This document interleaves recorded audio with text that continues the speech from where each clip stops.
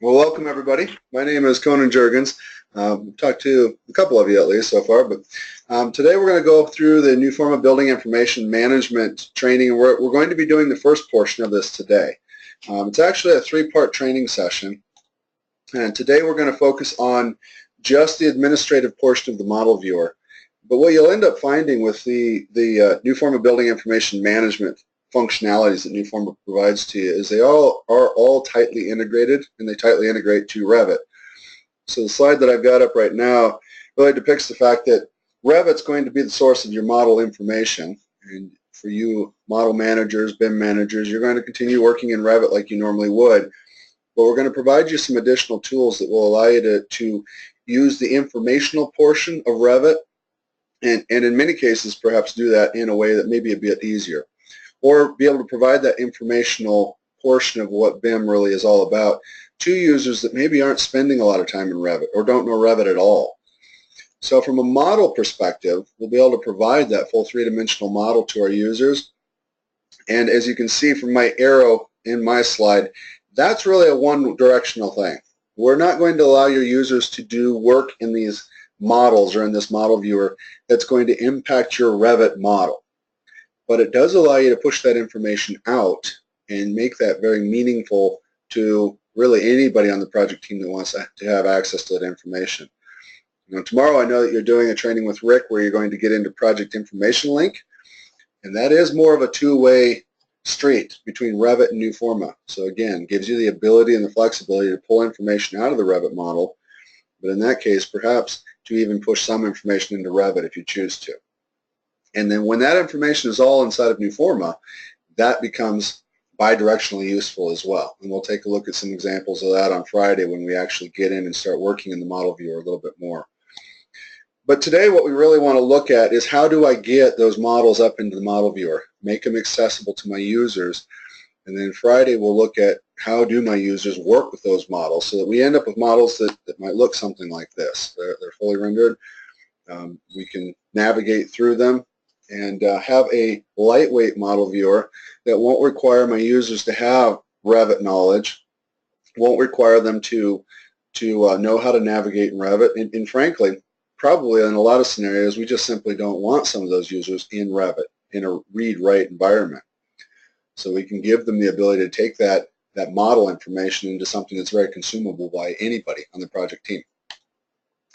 So today, we're going to look at, I'm going to flip through that real quickly because this is mostly what we'll be doing on Friday, but today what we're going to do is we'll take a look at how do we get that model information up into the cloud, into that model viewer, and how do we give our users access to that information so that they can start working in it. So as model administrators, some of the things you'll want to start thinking about is when do we want to do this? When do we want to push these models up? Because these are going to be iterative, or in other words, we'll be able to save or have point-in-time snapshots of that model as we push up changes that occur. And the model will keep all those changes so that you could potentially go back and look at points in time in the model as well. So of those three trainings that you'll be doing, we are doing them, and I know some of you are probably aware that these potentially could come in a particular order, although the model viewer stands on its own. So doing this administrative training today of the model viewer first won't have any detrimental impact to your doing project information link tomorrow. It won't cause any overlapping confusion at all. They are two separate things. So we'll get the administrative portion of the model viewer out of the way today. Tomorrow you guys can take a look at the project information link, and then we'll come back to the model viewer on Friday and look at the user perspective on that. Do you have any questions, comments, concerns that you want me to address before we get started? Okay, pretty quiet, but feel free to chime in at any time. I usually treat my trainings fairly informal. If you guys have got questions, comments, anything you want to know, don't hesitate to ask me as we go. And if you aren't in a position to talk out verbally, I'll keep an eye on that chat window in your go-to-training session as well. So if you need to type anything to me, I'll keep an eye on that and answer any of those questions as well. Make sure we get those addressed. So from an administrative perspective, There are a couple of things that you will need to do in order to get the model viewer up and running and set up so that users can start using it. I'm going to switch my screen over to my Newforma desktop. And as an administrator, if you're a global administrator, there are a few things that we'll want to make sure that we set up on our projects at the project level and at the global level within Newforma to make sure that our users are going to fully benefit from capabilities that the model viewer brings and are going to get all that access to all that information. These are one-time things that you have to do. Once you get this all set in your environment, you really won't have to worry about or think about it again in the future unless somebody changes it for some reason. The first thing we'll take a look at is under your global administration. So again, any global administrators do this one time, and you'll be set for providing the proper permissions for your users so that they can get access to the model information. Now, anytime you add project team members to InfoExchange or give them access to your InfoExchange server, we're going to want to make sure that the permission set that you supply those users is going to give them access to the information that they should get. So if your global administrator is familiar with your security tabs, security settings, you're going to want to take particular note of what your external user permission set looks like. Your internal user permission set, which all of your internal Baker Barrios employees will automatically have, should be allowing them access to anything out on InfoExchange unless you've changed it. And if that's the case, if all these things say show all, then your internal users will be fine from a permission set perspective. They won't have to worry about anything different. The one that we're really interested in is this model views. And if we double click on that for our internal users, we'll see that our model views, the only two options we are given is to do not show any or show all. So for your internal users, if that's set to show all, that means they're going to have access to any models that you make available as long as we provide access to the project team. Excuse me. If we take a look at our external user permission set, you may find that model views permission set is set to do not show any. So you're going to want to double click on that, and if you want to make those models ultimately available to people who are outside of your organization, and there may be good compelling reasons to do that. You might want the owner to have an ability to go in and take a look at a model, or the contractor to take a look at those models. So if that's the case, we'll want to make sure any external permission sets being assigned to users are going to have that show all option as well. Now, that show all really does still limit them to a certain degree. They're only going to have access to models that you add them onto the project team and you put model views up and make them assign them to them. So you'll have to make those available to them. And we'll take a look at providing permission to models once we get into the model viewer itself. So we'll go ahead and set that to show all and OK that. And from a global administrative standpoint, that's really the only thing that you need to worry about. Your project administrators, which may overlap again with your global administrators, your project administrators will want to make sure that for the project, you're providing those activity centers on InfoExchange. And there's an easy way to do that. At your project homepage, you're going to see this option to set up mobile apps. That actually overlaps. So if we were to click that, it's going to make sure that all those activity centers that we want out there are available. But if we want to deal with that on an individual basis, we can edit the project settings.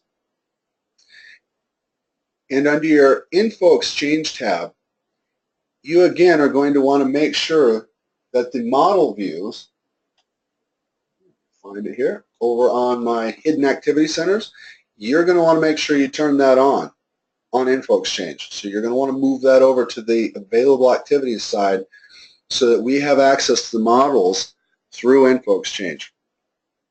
And the reason we're doing that is because InfoExchange really acts as the conduit for everything.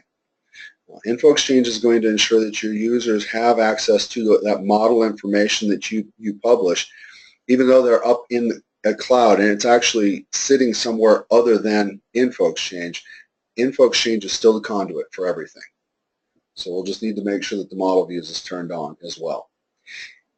Any questions about that administrative setup with your projects?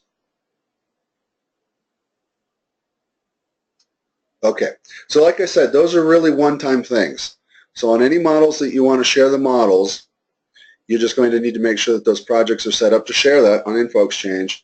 And if you set that permission set, you should be good to go moving forward. The next thing you need to do to make sure that people can log into the model viewer is, just like anything else when you're giving access to the project information, you're going to need to make sure that you add those project team members to your project team. And when you do add them to the team,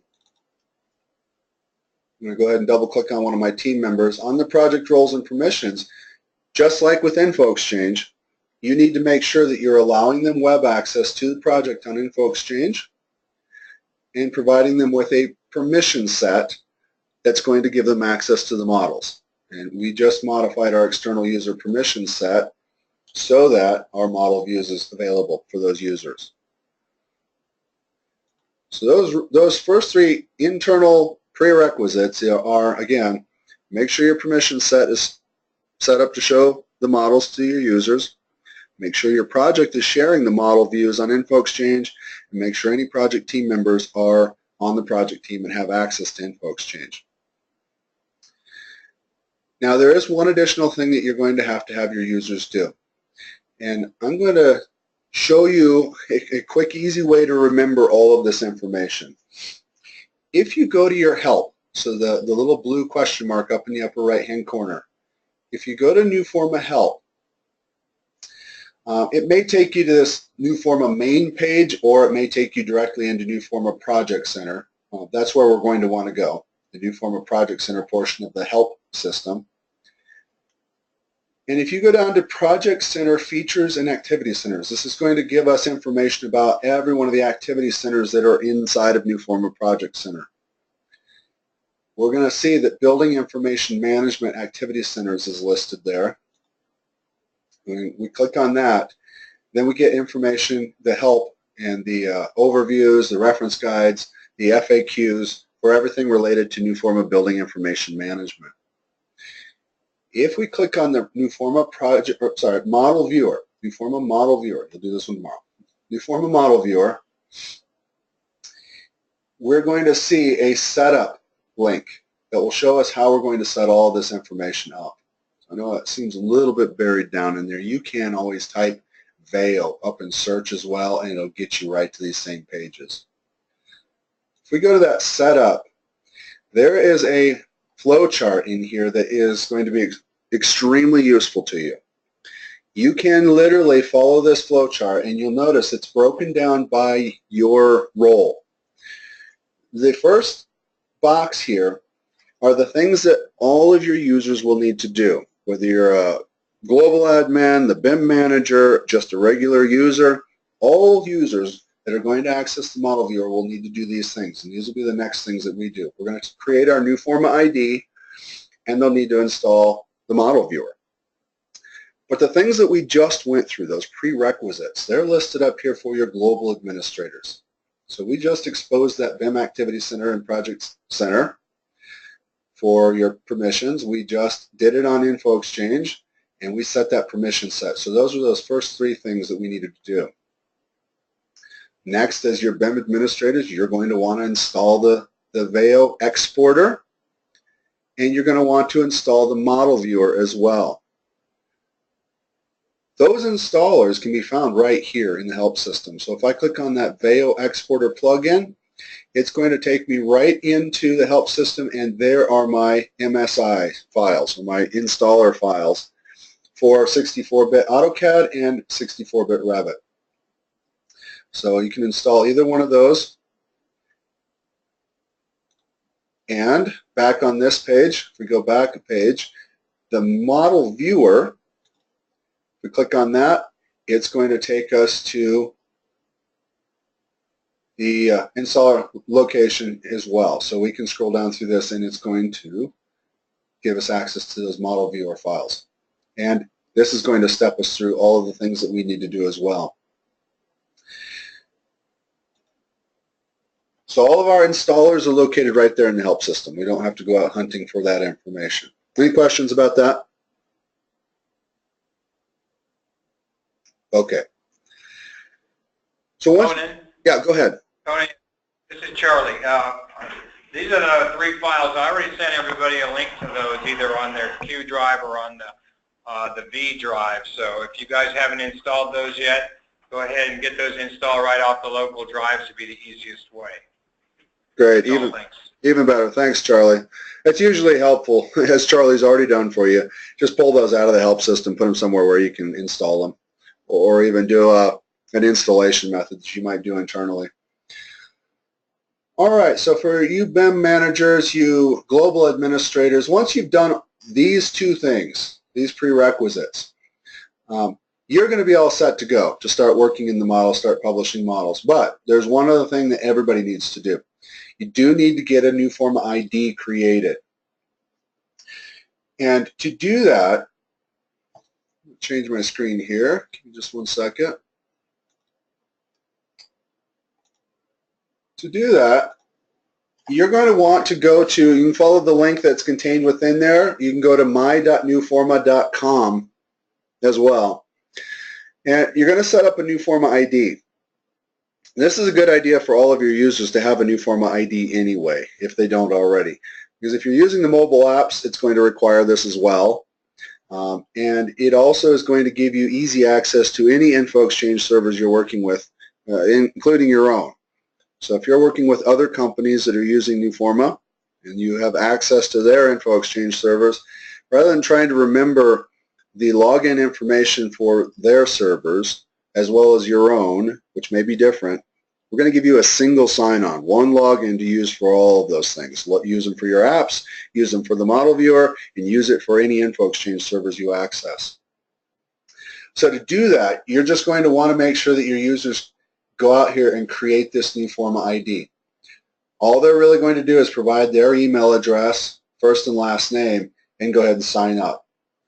That's going to send them an email that they can just follow. It really works just like a wizard. It will walk them right through setting that up. And once they do that, they can go ahead and sign in to their Newforma ID.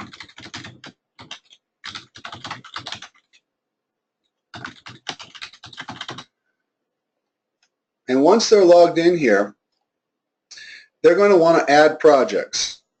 So that what they're really doing here when they click the add projects is they are looking for your company name. And there it is right there.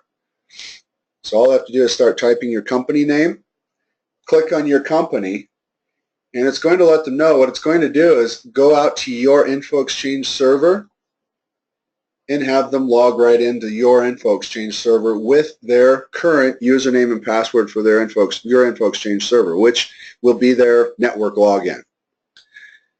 All that's doing is it's just linking that Newforma ID up to your info exchange server. So it gives them that single sign-on now. And once they've done that, once they've got their Newforma ID set up, they are now going to you as an administrator will now start to see those users start to populate in Newforma. So you can, or sorry, not Newforma, in the model viewer. Once we get into the model viewer, we'll start seeing all of our users who are associated with a project through the project team and who have a Newforma ID. We're going to see that list of users so that we can start assigning them permissions to our individual cloud projects in the model viewer. All right? Any questions so far? All right, so again, if you follow this document, get those Newforma IDs set up, get everybody who's going to use the model viewer and or the exporter installed, you'll be all set to go. Now that we've got the model viewer installed, if we go to Revit, you're going to find on your toolbar within Revit that there is a VEO tab now available to you. If we click on that VEO tab, we're going to see the tools that are available to us for uploading those models into the cloud and making them available for our model viewers. Before we do anything with these, though, we are also going to want to go click on and open up the model viewer. Now the username, account, and password that you're going to use to log into the model viewer will be that Newforma ID. So it will be your email address that you use for creating your Newforma ID and the password that you just created with your Newforma ID. The account is going to be your company. So if we go back to that Newforma ID page, I'm going to go back here. When you did that search for your company, you're going to want to make sure that you pay attention to exactly how your company shows up right here. Because that account information that you're going to supply for that field in the BAO login will need to match this exactly. So Baker Barrios Architects is exactly what you need to type in to the model viewer login page. So once you've got all three of those pieces of information supplied to the model viewer, you can go ahead and log in. This model viewer does work offline. So if you are disconnected from the internet, you need to work in this at some point. And we'll talk more about that on Friday. You're not going to be able to work offline until you've got some models that have been uploaded and you've actually got a download cache copy of them on your machine. But once we get there Friday and you've got some models up in the cloud, we'll be able to work offline. But for this first time, you're going to need to make sure you are connected to the internet, that you are online. And we can go ahead and log in.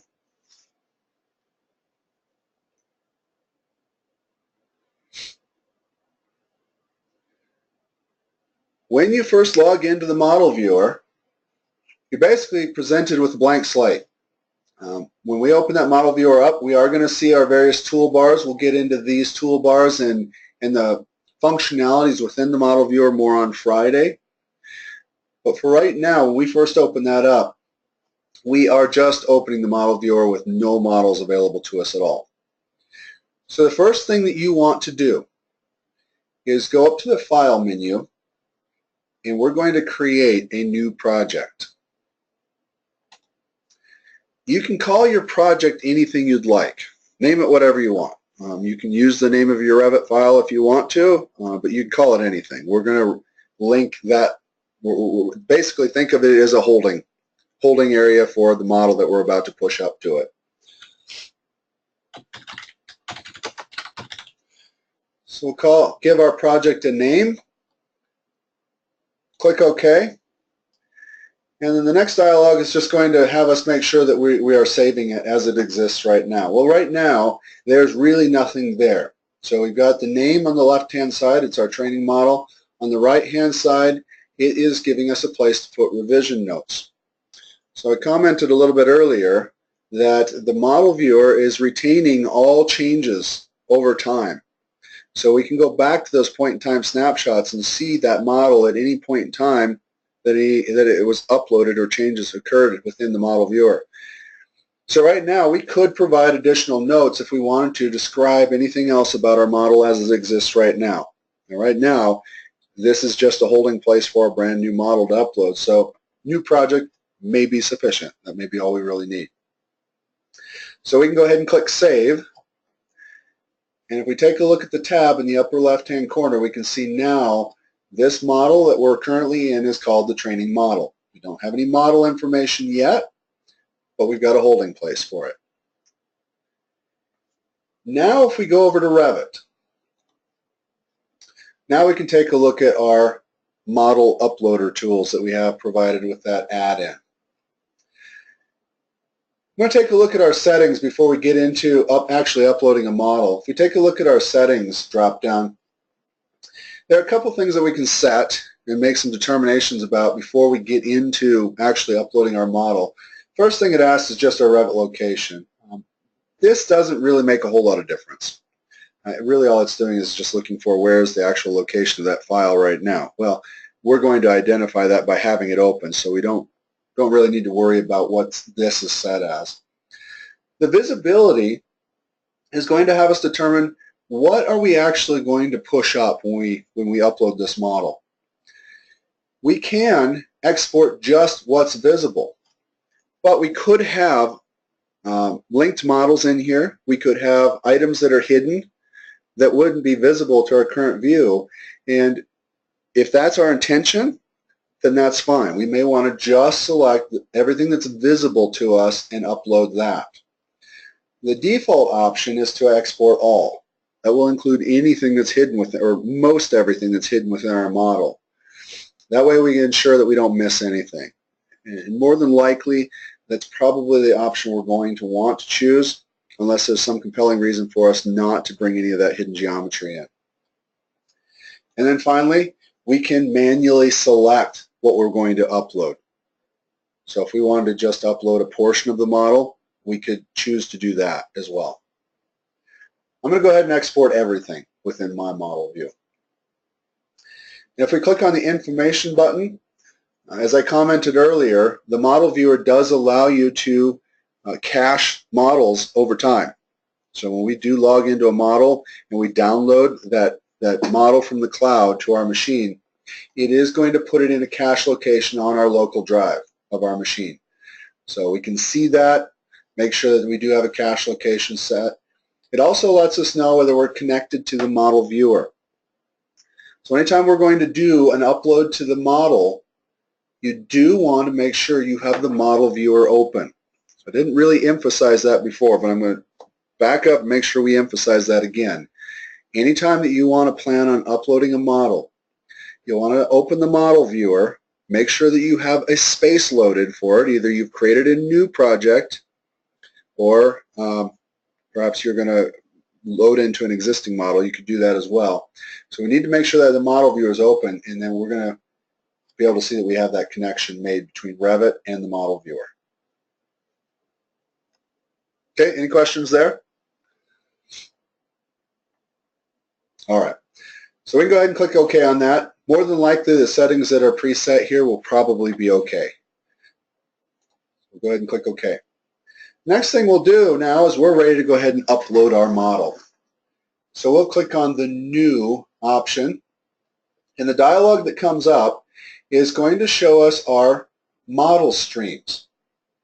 What a model stream is it's any of the models that we have, or the Revit files, that it's detecting that are open and connected or linked in my model view.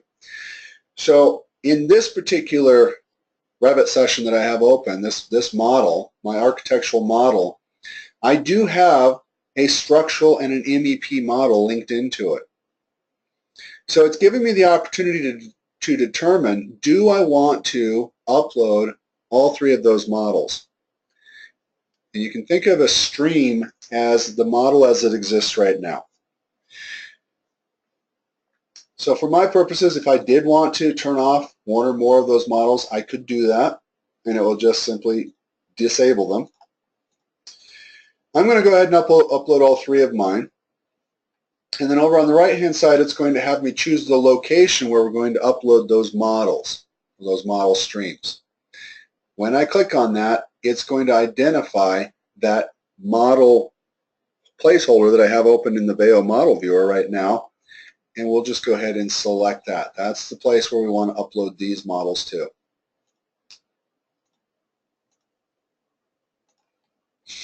Now I'm ready to upload all three of those models into my brand new training model that I made inside of my model viewer, that space in the cloud. We can also make some selections here. So on our settings, we were choosing, of all the geometry that we're seeing, what do we actually want to select? We chose to select everything. So we're going to grab everything that's visible or hidden within our model. We're going to grab everything. But we may also want to decide then, from all that parameter information that we have contained within our model, what do we actually want to upload? So besides the geometry, what of that information do we want to actually upload into the cloud?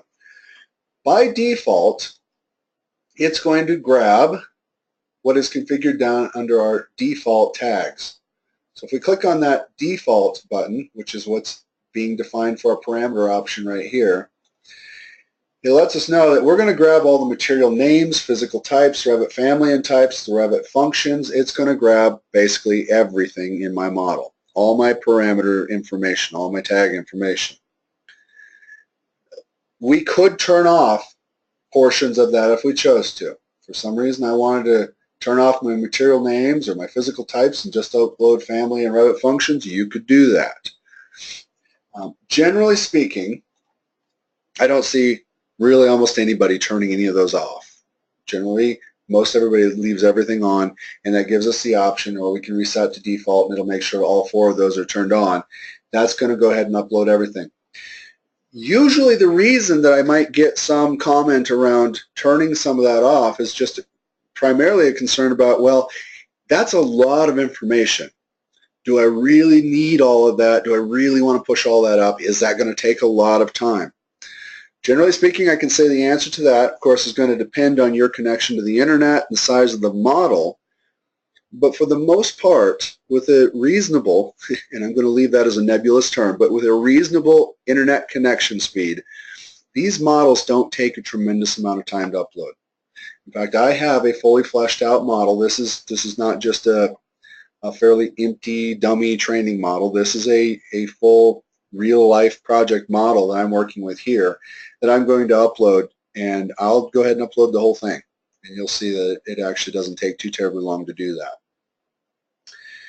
But if I were to choose to pick and choose, I want to only include certain parameters when I upload, then with that drop-down, I have the option of customizing that.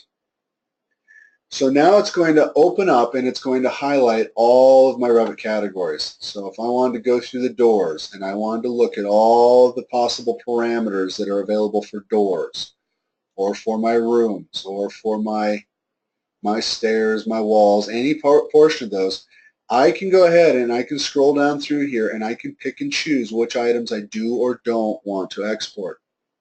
Now, by default, they are all turned off. So when I go to that custom option, I'm going to have to go through here and I'm going to have to pick and choose what I want to turn on. So if I decided I want all of my room or my wall areas or my whatever I choose here, go down to our finishes. I want my wall finishes included. I can choose to turn on the property and or the tag. I would strongly recommend that you just go ahead and turn both of these on. There's not a real compelling use case that I'm aware of for not turning both the property and the tag on. If we're going to put that information into the model viewer, we'll want the whole thing. And we can rename them. So if we'd rather call it something else other than finish, we can rename that and it will appear in the model viewer as whatever tag we supply to it to override the tag that exists within Revit. But again, unless you have a strong, compelling use case for that, and I'd love to hear it if you do, otherwise we'll probably leave that as it is and turn it all on or turn it all off. You do have a search function up here as well, so rather than me having to browse my way through every one of those parameters, I could search for the ones that we know we want to turn on or turn off and set those up. That's obviously going to be a laborious task. It's going to take time to do that.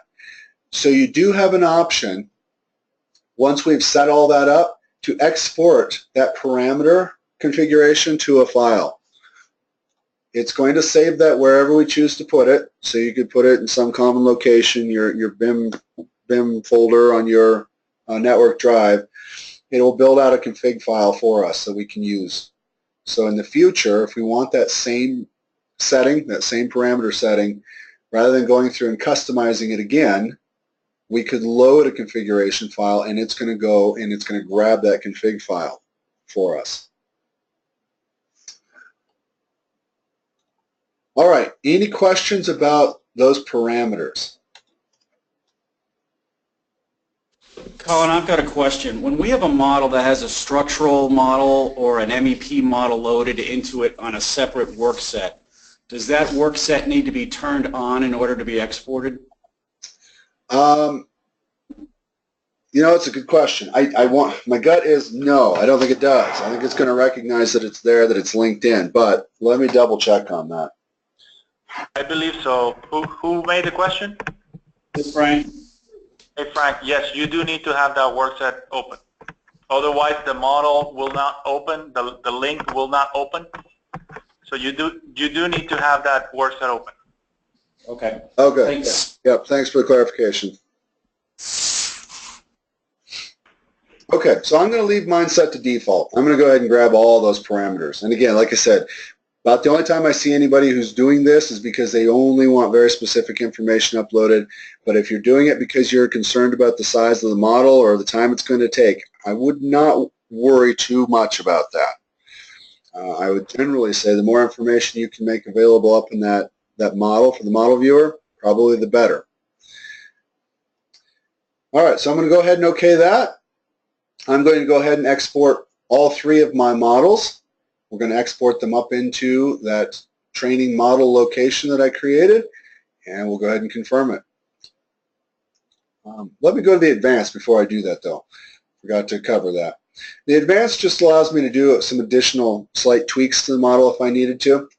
If our location of the model in our Revit model or one of the streams isn't aligned, you can do that here as well. So if for some reason our MEP model doesn't have the same base location as our architectural model, and if we haven't already fixed that, we can correct that offset here. You can also change the scale. So if we'd rather scale this up or scale it down for some reason in the model viewer, you can do that. It does also allow us to manually link to a different model stream. So if we've got multiple model locations set up and we decided, you know what, I didn't want to go to the training model location, I want to do it to another location that we've set up, I could pick that here. Although I probably would have already done that right here when I chose my location, but this gives you that option again to change that. I can also rename my model stream. So it's grabbing the name of my Revit file. That's what I'm seeing here in this window for my model stream. If I want to call it something else, maybe your MEP or your structural consultant has given their name a really odd name and you'd like to make it more clear for your users, you can rename it here and it'll show up accordingly rather than having to actually change the Revit file name.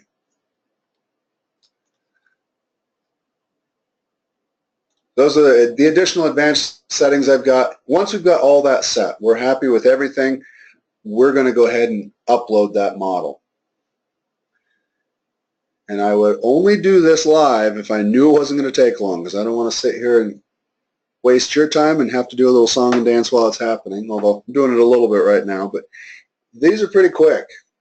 I've got a reasonably good upload speed for my location, but nothing outstanding. And I'll be able to get that whole model uploaded just like that. So now that my export's complete, we can go take a look at our model viewer.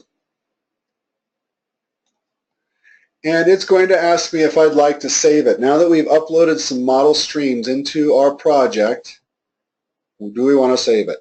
Normally I'd say yes, we probably do. This would be the time to do that. For my purposes, I'm going to say no. I'm going to save it later. I'll get to that at a future time. Right now I've got that model fully uploaded. And you'll notice when it first uploads, we're going to get just essentially our white blob or white paper style model loaded. On Friday, we'll start digging in a lot more on how to navigate through our models, how we can customize them, modify them, and how we can set up scenarios with our models, how our users would use them more so. But today we're really just primarily focused on the administrative function. So we have covered the bulk of that. Getting that model uploaded is really the task that you guys are going to manage. And you are going to want to think about who's going to do that, whether you're going to distribute that process, whether you're going to have one model manager upload those models, and whether they're going to also be the one who may upload them as changes occur as well, and when you want to do that. Once that model is uploaded, the other thing that we're going to want to start doing now is providing access to the model. So up in the upper right-hand corner, and I know this is probably going to be a little difficult to see depending on how big your screen is where you're at, but up in the upper right, right below our close function for the model viewer, there's a little gear icon. If we click that drop down, your global admins, so your Newforma global admins, are going to see an admin option within that little gear, that settings tool inside of the Newforma model viewer. So let me emphasize that again. The Newforma ID that you created is now getting that login information from Newforma. So when I logged into the model viewer, it now knows who I am. It's communicated through InfoExchange to determine what my permissions are, what my role is. So a global admin is going to have the option to administer the account management within the model viewer. And when I click on account management, it's going to ask me for my password again, which will be the same thing as my Newforma ID. So I'll go ahead and put my Newforma ID password in.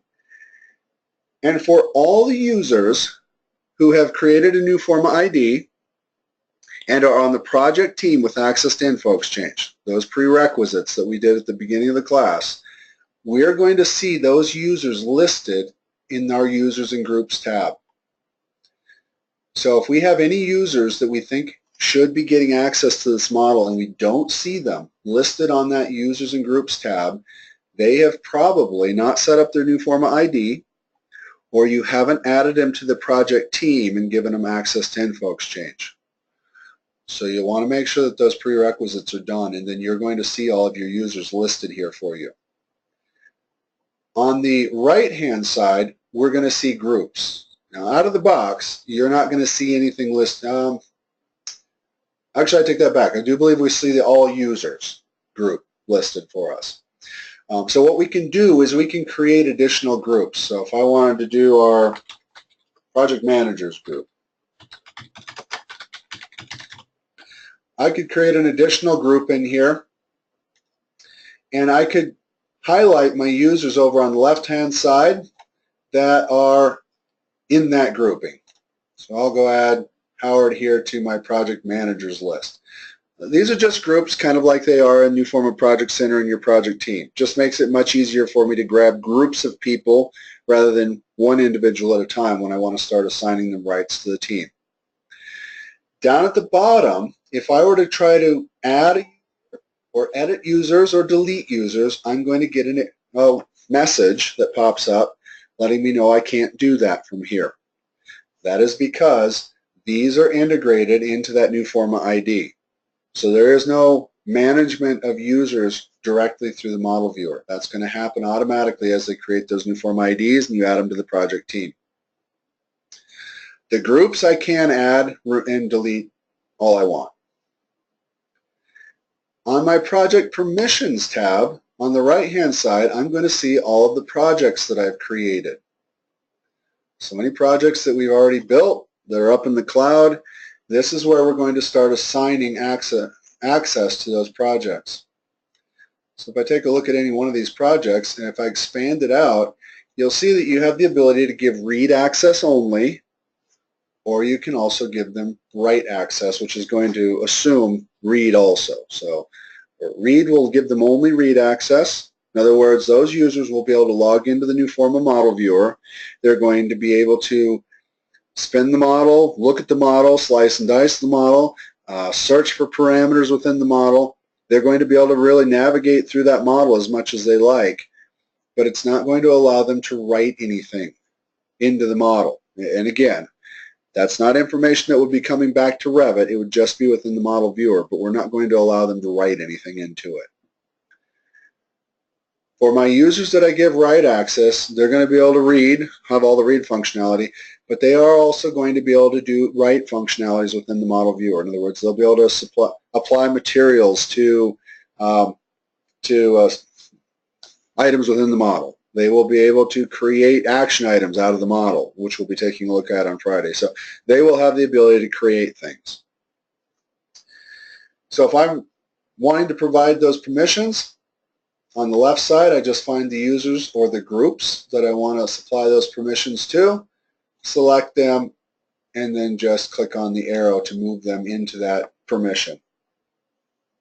So since I gave him write access, we can see that it automatically assumed that read access and gave him both rights. But if I were to grab another user and only give him read access,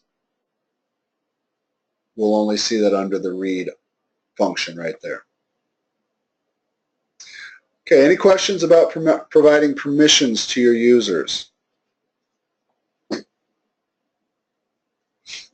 Okay, so we can click OK. And now the users that we just gave access to this model, when they log into the model viewer, up under our File tab, now when they go to load a project, their second option, they're going to see on their load project window the models that you have given them permission to. And those are the only models that they will see in that load project window. And they can toggle between any of the projects that you've given them access to. They also have the ability to manage their synchronizations here, as do you. So I'll see the models that I have available to me. On my Manage Synchronization tab, I can determine which ones of those models I actually want to download. So if I'm, maybe I'm not really actively working on this health clinic model, so I'm going to turn off the synchronization. Whoop. That's always fun when that happens to me. I assure you it will never happen to you. Wish I could make that promise. My model viewer just blew up, so give me just a second. I'm going to go load it again.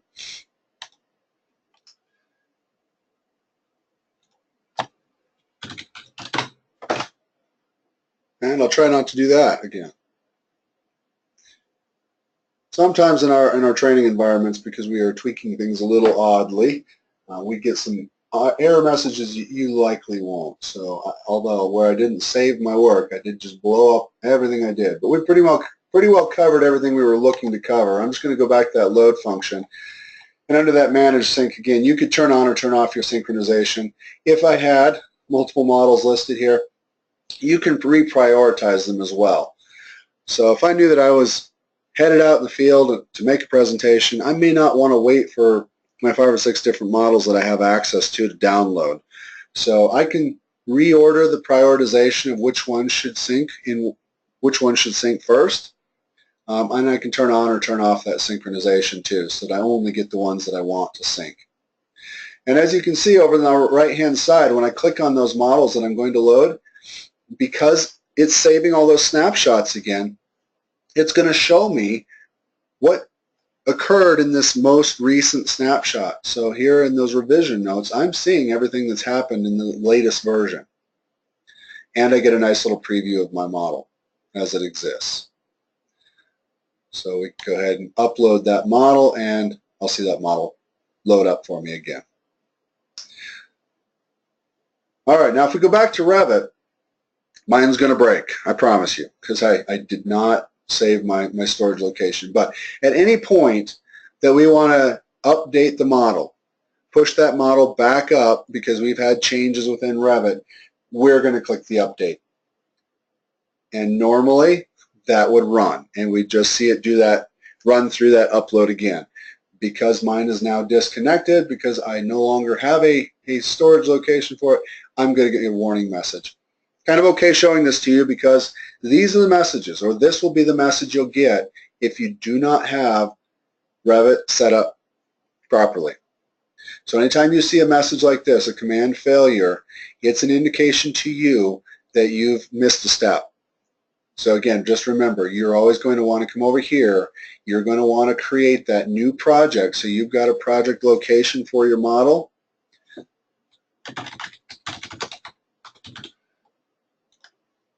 Save that new model location, and then in Revit,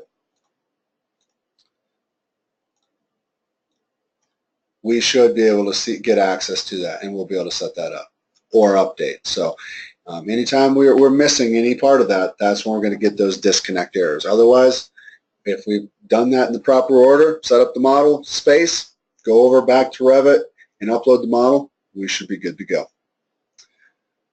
All right, any questions that you have about any part of that administrative side of managing your models?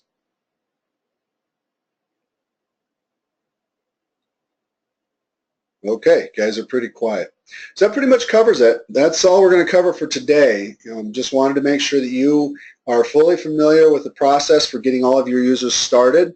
The reason we split these classes generally is so that by the time we do that user training on Friday, if you want to start getting your users up and ready to go so that they'll be ready to practice with a model viewer after the next training, you've got the time to do that. You can help them get that Newforma ID set up. You can start uploading some models that you can start working with and start playing with right as soon as we're done with the training. So this will give you some time to make sure you run through that, get those add-ins installed, get the model viewer installed, start getting your Newforma IDs set up. And if you have any problems with any of that, please don't hesitate to let me know, and we can also address that on Friday as well. All right? All right. All right. Sounds good. Thanks a lot, everyone. You have a great afternoon. Thank you. Have a good one. You too. Bye.